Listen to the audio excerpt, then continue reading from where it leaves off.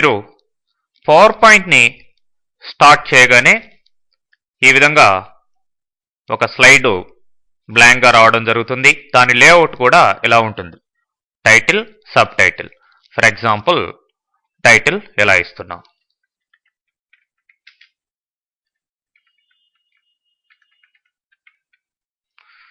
Okay, sub title.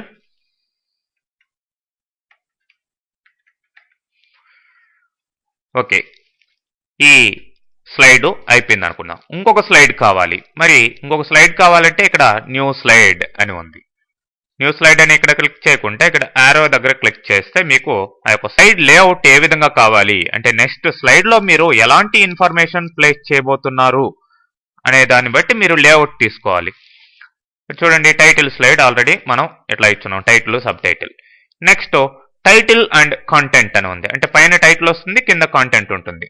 ఇది కావాలి అనుకుందాం. సో దాన్ని సెలెక్ట్ చేయండి. పైన టైటిల్ ఉంది చూడండి.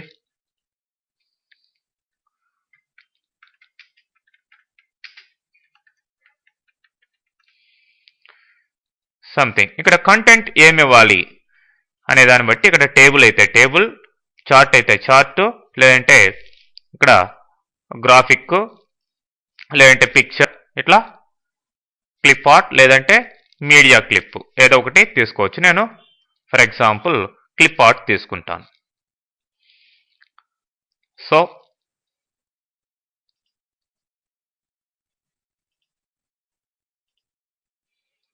ఈ క్లిప్ ఆర్ట్లో ఏదో ఒకటి సెలెక్ట్ చేయండి.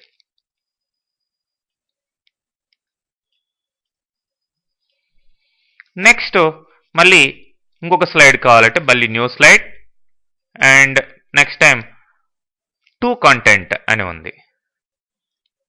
ఇది తీసుకుందాం. చూడండి, టైటిల్ పైన టు కంటెంట్. ఫర్ ఎగ్జాంపుల్ ఒక గ్రాఫ్ తీసుకుందాం. ఏదో ఒక ఎగ్జాంపుల్గా గ్రాఫ్ ఒకటి తీసుకోవడం జరిగి. ఓకే, ఈ డేటా కూడా సేమ్ అదే ఉంచేస్తాం. నెక్స్ట్ ఇటు కావాల్సి ఉంటే ఒక పిక్చర్ తీసుకోవాలి. Okay, title, to contents. So ఈ విధంగా రావడం జరిగింది. మీరు దీన్ని ఫుల్ వ్యూలో స్లైడ్ షో వ్యూలో చూసినట్లయితే తెలుస్తుంది. వ్యూలోకి వెళ్ళి ఇక్కడ మీకు స్లైడ్ షో అని ఉంది. మీరు క్లిక్ చేస్తున్నా లేదంటే కీబోర్డ్లో ఎంటర్ లాంటివి ఏదైనా కీ ప్రెస్ చేస్తున్నా 1 by 1 స్లైడ్ రావడం జరుగుతుంది. ఫైనల్గా ఇట్లా డిజైనింగ్ ఎన్విరాన్మెంట్కి వచ్చేస్తాం. మరి ఇట్లా ఒక స్లైడ్ని మీరు తీసుకున్నప్పుడు ఫర్ ఎగ్జాంపుల్ డైరెక్ట్గా ఇక్కడ క్లిక్ చేస్తాను. చూడండి, ఎలాంటి స్లైడ్ వచ్చింది మీకు. దీనికి పక్కనే ఉన్న ఈ టైప్ టైటిల్ సంథింగ్ 1 కంటెంట్ ఇట్లా స్లైడ్ రావడం జరిగింది.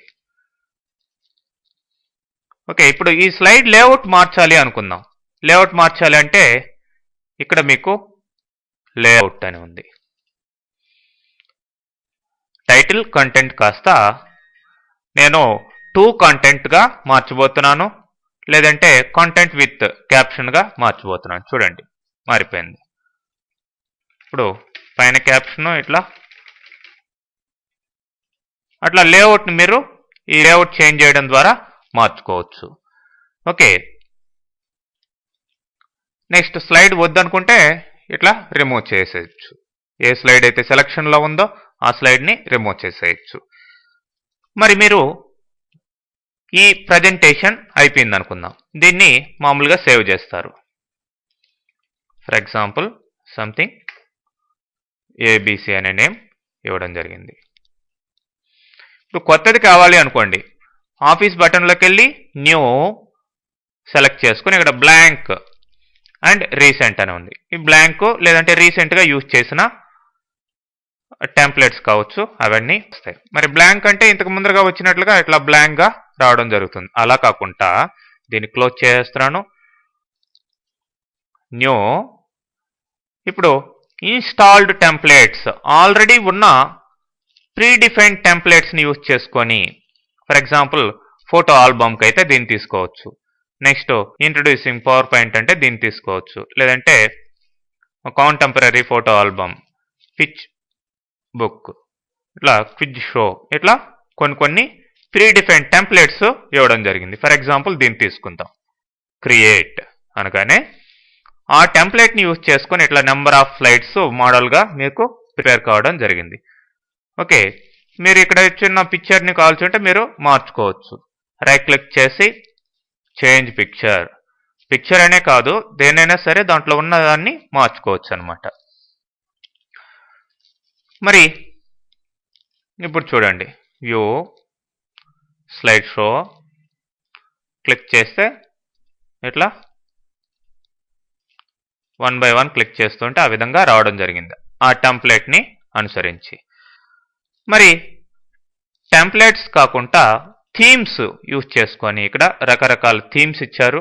ఆ థీమ్స్ని బేస్ చేసుకొని మనం ఒక ప్రజెంటేషన్ ప్రిపేర్ చేయొచ్చు. ఫర్ ఎగ్జాంపుల్ ఇక్కడ ఫౌండరీ అని ఉంది, దాన్ని యూజ్ చేసుకొని క్రియేట్ అంటున్నాను. సో ఒక్క స్లైడ్ మాత్రమే రావడం జరిగింది. దాంట్లో ఇట్లా టైటిల్, సబ్ టైటిల్ ఎలా ఉండాలి, బ్యాక్గ్రౌండ్ ఎలా ఉండాలి, ఆ యొక్క థీమ్ ప్రకారం ఆటోమేటిక్గా అన్నీ వచ్చేస్తాయి. ఇప్పుడు న్యూ స్లైడ్ తీసుకోండి. న్యూ స్లైడ్లో ఏ లేఅవుట్ తీసుకున్నా కానీ అదే థీమ్ని ఫాలో అవుతాయి అన్నమాట. ఓకే, సేమ్ థీమ్ వస్తుంది. అంటే ఈ యొక్క హెడ్డింగ్స్ ఎలా ఉండాలి, బ్యాక్గ్రౌండ్ కలర్స్ ఎలా ఉండాలి, అన్నీ కూడా ఆ థీమ్ని ఫాలో అయ్యే రావడం జరుగుతుంది అన్నమాట. ఓకే, అదే ఫర్ ఎగ్జాంపుల్ వేరే థీమ్ తీసుకుందాం. Theme create. సో ఇప్పుడు ఈ థీమ్ని బేస్ చేసుకొని మీకు ఇక్కడ న్యూ స్లైడ్ సెలెక్ట్ చేసుకున్నప్పుడు స్లైడ్స్ అన్నీ కూడా రావడం జరుగుతుంది. ఓకే,